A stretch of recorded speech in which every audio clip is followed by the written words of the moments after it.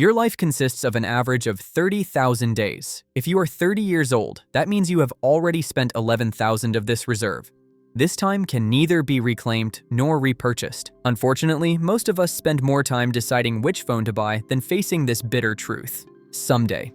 That word actually means never. It is merely a mental cushion invented to postpone important tasks and make us feel at ease. In this video, we will discover the 10 most effective strategies to ensure your time is not wasted. These are not just ordinary time management tips, but practical solutions based on psychology and human behavior with guaranteed results. Watch the video carefully to the end, because the 10 minutes you invest today could save the next 10 years of your life. Chapter 1. Understanding Time Perception. Your brain is lying to you about time. Here's how it works. Your brain records novel experiences and skips familiar ones. Remember when you were a kid? Summer felt endless because everything was new, forcing your attention and creating rich memory formation. But now, your routine commute doesn't even register. Your brain literally skips recording it, treating it as already seen, not worth storing. This is what we call time blindness. When nothing stands out, your brain compresses the experience. Years blur into months because you're running the same script daily, creating sparse memories that feel short when you look back. But here's the hack. Force novelty into your life. Take different routes to work. It interrupts your brain's pattern recognition. Learn skills outside your existing domains. If you're a software developer, study music. If you're an accountant, learn painting. These create the cognitive load that expands your perceived time. Even conversations with people who hold different perspectives accomplish the same thing. Research on memory formation confirms this. Dense memories create the perception of extended time periods, control your memory density, and you control your time perception. There's also what we call the planning paradox. You wildly overestimate what you can do today while massively underestimating what you can accomplish in a year. This mismatch causes constant disappointment from your failed daily plans and premature goal, abandonment because yearly goals are impossible. This discrepancy kills more progress than laziness ever could. Chapter 2. Priority Management. Priority isn't about doing more, it's about doing less with greater focus. Most of us confuse being busy with being productive, filling our days with tasks that feel important but accomplish nothing meaningful. Run the deathbed test. Imagine yourself at 90 years old looking back. What actually mattered? It's never that extra office hour or that social media argument. Yet your daily behavior rarely reflects this clarity. Warren Buffett has a powerful two-list strategy. Write down everything you want to accomplish. Circle your top 3. Everything else? That becomes your avoid-at-all-costs list. Those remaining items aren't just lower priority, they're actively dangerous, because they consume the resources you need for your top 3. Think about how time compounds like financial interest, but only when you invest it correctly. Small daily investments in meaningful areas multiply exponentially. A daily 30-minute investment in one skill becomes 182 hours annually, enough for you to achieve genuine expertise. But here's the problem.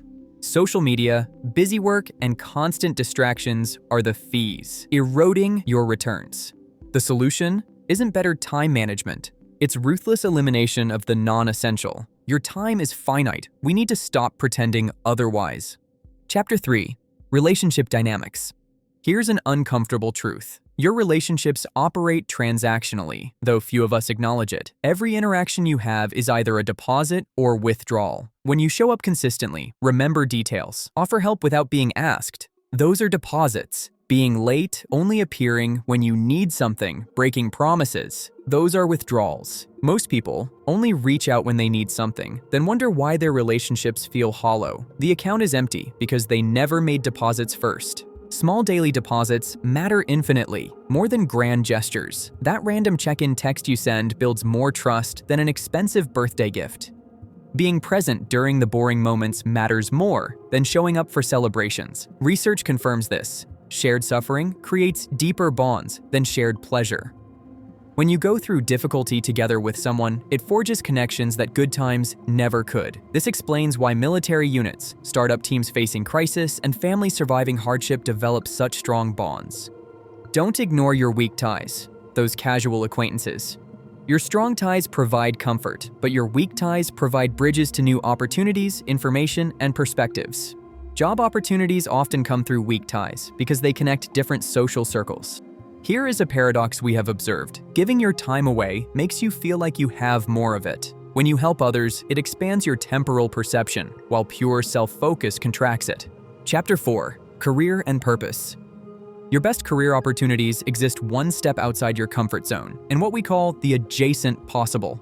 This is the sweet spot, far enough outside your current expertise to force you to learn, close enough to leverage what you already know.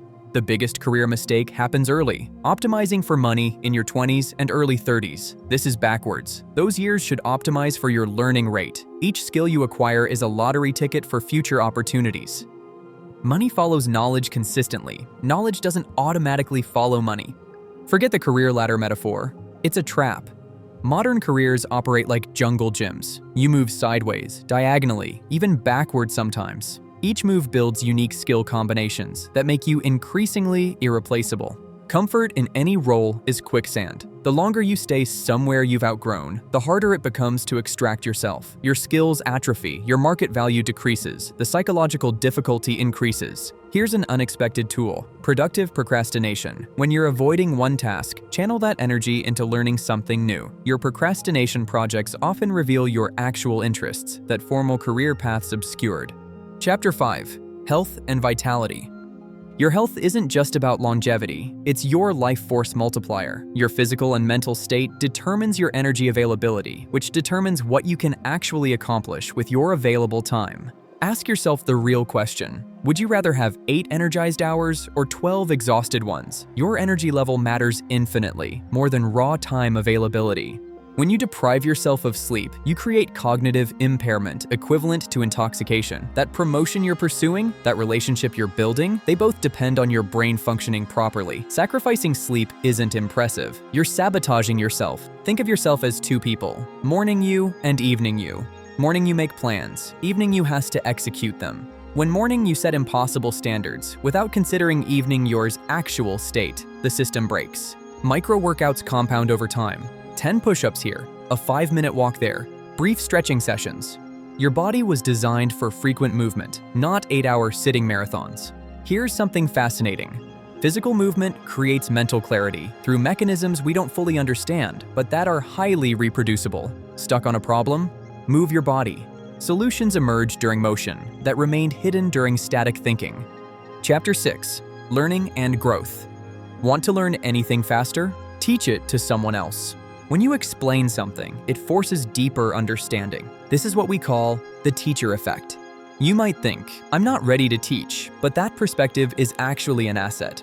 Your recent struggles make you more relatable to beginners, whereas experts sometimes suffer from the curse of knowledge and forget what feels confusing. Someone who has just overcome a challenge often remembers the initial stumbling blocks more clearly than one who mastered it years ago. Read biographies deeply. They compress decades of experience into a few hours. Learning from the mistakes of others is the fastest way to avoid making them yourself. Consider strategic incompetence. Deliberately stay bad at some things. It keeps your brain flexible, maintains your humility, prevents you from wasting time on non-essential tasks. Constraints force innovation that abundance never could. Limited time, money, resources. These are your creativity engines, not obstacles. The most valuable skill you can develop: knowing when to quit. Strategic quitting isn't failure, it's making space for better opportunities. Quit fast on things that don't serve your growth. Chapter 7. Emotional Intelligence. Here's something most people don't know. Any emotion you feel, anger, fear, frustration, lasts exactly 90 seconds chemically in your body. After that, you're choosing to sustain it. While you can't control the first wave, you absolutely control the second. Your emotional regulation is the hidden variable determining your career trajectory. Raw intelligence might secure you the job, but emotional regulation secures you the promotion. Why? Because people trust those who stay calm in chaos. Strategic vulnerability builds more trust than constant strength.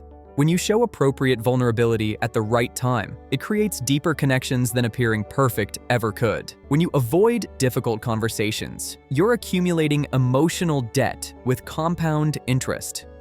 That small issue you're sidestepping? It's growing exponentially with every day you delay. Gratitude unexpressed is wealth you can never access. Use it or lose it.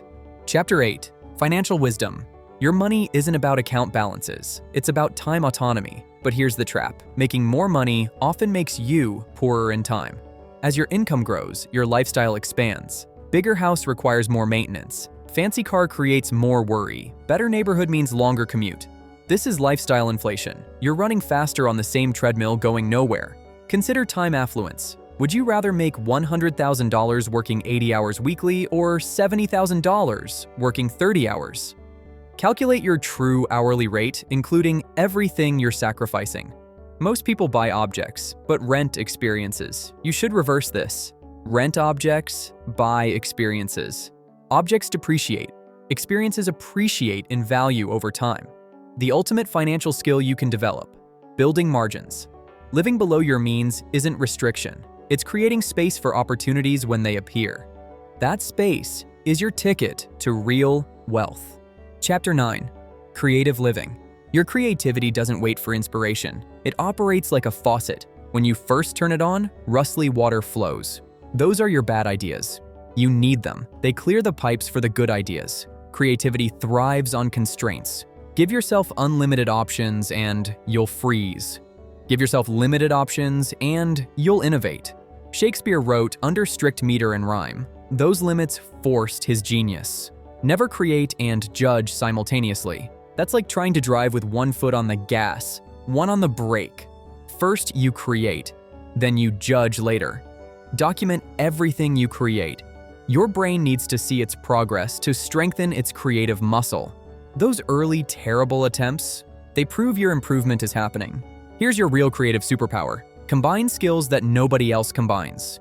That unique intersection is your competitive edge. Chapter 10. Personal Energy.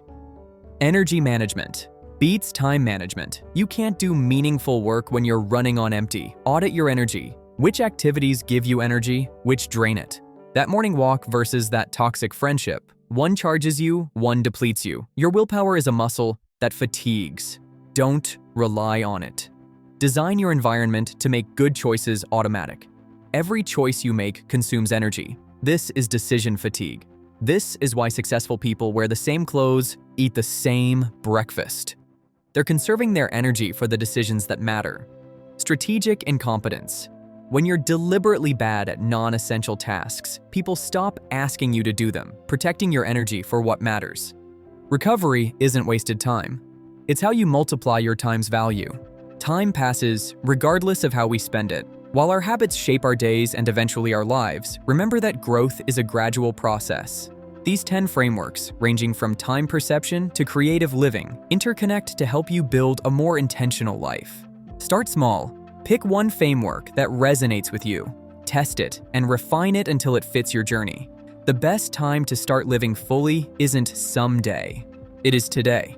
For anyone with big goals who struggles to take action, the Ambitious but Lazy video explains exactly how to finally start moving forward.